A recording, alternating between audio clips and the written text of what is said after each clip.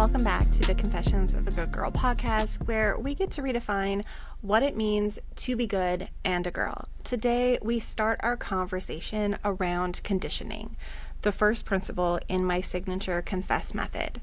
If you want to follow along and do the work, you can grab the Confess method, the complete self-coaching system, from the link in the show notes. So, what is conditioning? Well, I like to think of it as the software you didn't choose and the update you didn't know was available. Conditioning really is the foundation that everything else was built on. It operates on the premise that before you could choose who you were taught how to be.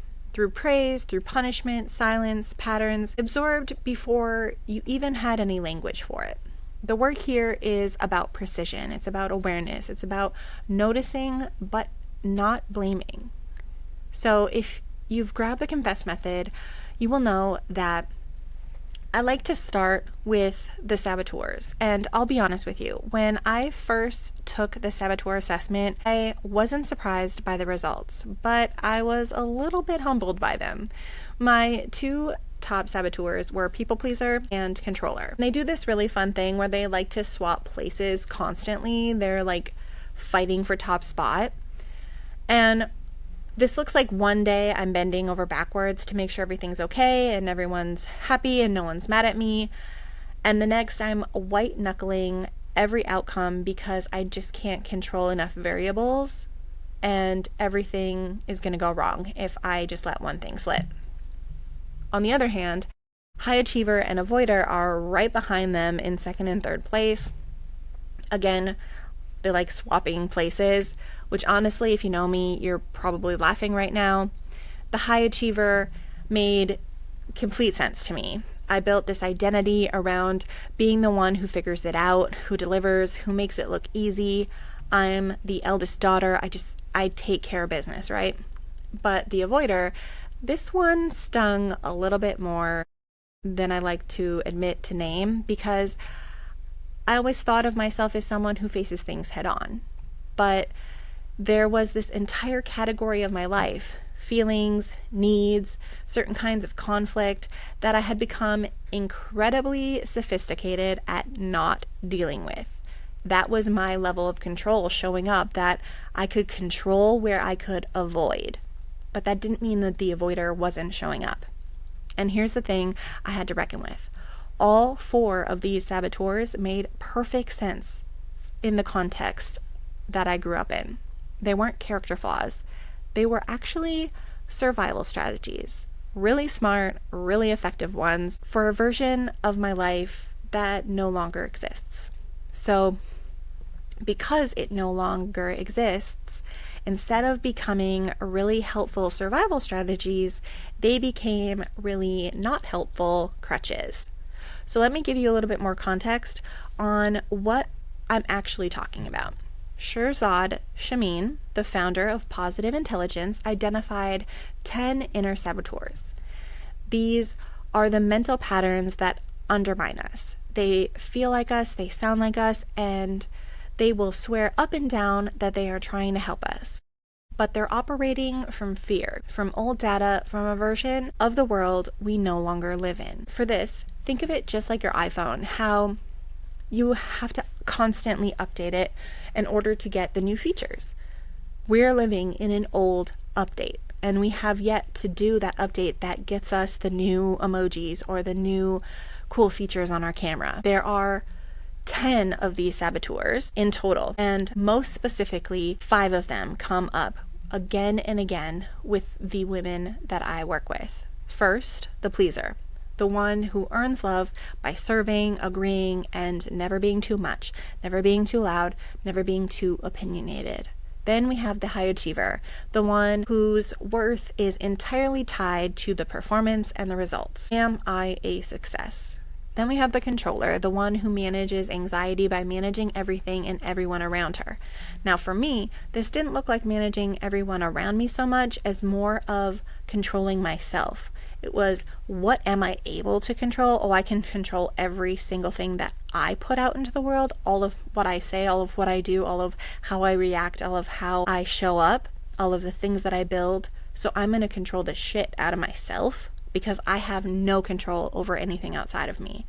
And in the world that I was raised in, being a very chaotic childhood, that was the thing that I latched onto. I can control myself, so that's what I'm going to do. Then we have the stickler, the one who believes that if it's not perfect, that equals failure. Think perfectionist. Then we have the judge. This one sits at the top of it all. Everybody has the judge. It's criticizing you. It's criticizing others. It's criticizing the situation. It's always finding what's wrong. And I want to be clear. These are not bad parts of you. They have developed because at some point they worked. The pleaser kept you loved. The controller kept you safe. The high achiever kept you valued. The work isn't to destroy them. The work is to stop letting them run the show. If you're curious which ones are most prominent for you, even if you've taken the test before, I always recommend coming back to it, especially when I'm in a triggered situation. I'll go ahead and drop the free saboteur assessment link in the show notes. But here's what matters beyond just knowing your patterns, beyond just knowing which saboteurs show up for you. Saboteurs don't just affect your behavior, they actually hijack your emotional intelligence before you even realize it's happening. There are 4 pillars of EQ, emotional intelligence, and they are self-awareness, self-regulation, empathy, and authentic communication. And your saboteurs have a workaround for every single one of them. Self-awareness, the judge shows up, and it is so loud and so consistent that most women don't even recognize it as a saboteur. They just think that's how I'm supposed to talk to myself. That's how everybody talks to themselves. Think inner voice. Then we have self-regulation. The controller steps in and says, I'll handle this, except your version of regulating is clamping down, shutting off, and fixing everything instead of what really matters in that internal state, instead of doing the work, instead of letting go of things that need to be let go of so that you can truly heal. Then we have empathy, and this is where the pleaser shows up, and it has made you so fluent in other people's emotional needs that you've become a stranger to your own. And authentic communication is incredibly hard to do when the pleaser is managing every relationship for approval, the avoider is steering you away from any conversation that feels risky, and these begin to feel like weaknesses. And I want to say again, because I mean it, they are protection. They served as protection. They helped you stay connected, stay safe, stay chosen, but they are not serving you anymore. And the fact that they feel so natural is exactly what makes them so easy to miss. If you are wanting to dive deeper with support into the saboteurs, I do this inside of the Confess Method, the complete self-coaching system, which is available in the show notes. But I want to offer you something before we get into the confession, because I think this is the thing that changes everything. A lot of women come to this work saying some version of, I did everything I was told to do, I followed the rules, I was good, and this is just who I am now. And I want you to imagine me looking you dead in the eye and telling you that that is not a fact. That is conditioning talking. These patterns are not your identity.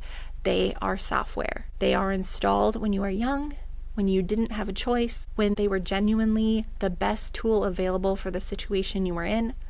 But software can be updated. Software should be updated. The fact that it's been running for 20, 30 years doesn't mean it can't be changed. It just means you haven't had the right interface yet. The Confess Method is that new interface. Every section of the Confess Method ends with a confession. And I want to be honest. The first time I did this, I bawled like a baby. Not because it was devastating, but because it finally felt true. It finally felt shifting. And my confession comes from a place of really deep understanding that I could be just aware of the patterns that were happening. I could be in a moment really freaking triggered, and all I had to do was just be aware. Okay, this is how I'm feeling. This is freaking me out. This is making me feel like I can't breathe. This is making me feel like my not self in human design. I'm a generator. That would be frustration. This is making me feel frustration. If you're a projector, you feel bitter. If you're a manifester, you feel anger. These feelings that come up, they are information into what is happening. And it was just about being aware and noticing what was happening in my mind, what was happening in my body.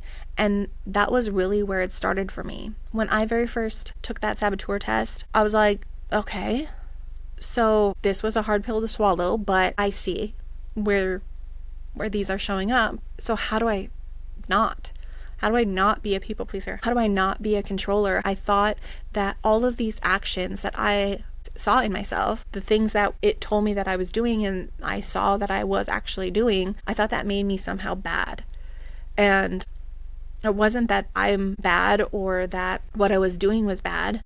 I was programmed to have a response, to care about somebody else's emotions more than my own, to want to control me as much as I could, because if I didn't, the world outside of me would fall to the ground because I wouldn't be able to handle the chaos tornado that was surrounding me.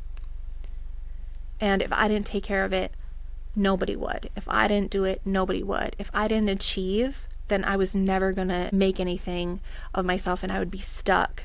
I would be stuck in a pattern of working really, really hard and then not having a retirement, working really, really hard and needing to continue to work really, really hard so that I could pay my bills. I'd be stuck in a pattern of living paycheck to paycheck, and I didn't want that. So I immediately thought, oh, these must be the bad things that I'm doing. But then I had this perspective shift, this change, where I started to look at them as just information. I started to just be aware of what I was doing, just noticing how I felt in my mind and in my body, just taking self-responsibility for, oh, I did that. I take full responsibility for that action. I acknowledge that, but I'm not coming from a place of judgment. I'm coming from a place of wanting to honestly improve and wanting to honestly better myself so that the next time that something like that happened, I could be a better version of me. I could be a better friend, a better daughter, a better sister, a better wife, a better mother. And well, going through this and learning more and more information around that awareness and noticing and self-responsibility that was showing up as I just noticed where my saboteurs were coming in, I started to lean into the next areas. And it was no longer about that it was bad. It was just information for me to process so that I could move forward, so that I could have a different response, so that I could maybe do something different than what I was expected to do. Maybe I could start a business. Maybe I could travel the world instead of live the quote-unquote American dream. Maybe I could be an amazing mother and homeschool and run a business and be a great wife, and I don't have to be the one that's cooking dinner every day. I don't have to be the one that's cleaning the house. I don't have to be the one that's going grocery shopping. My husband can actually do that.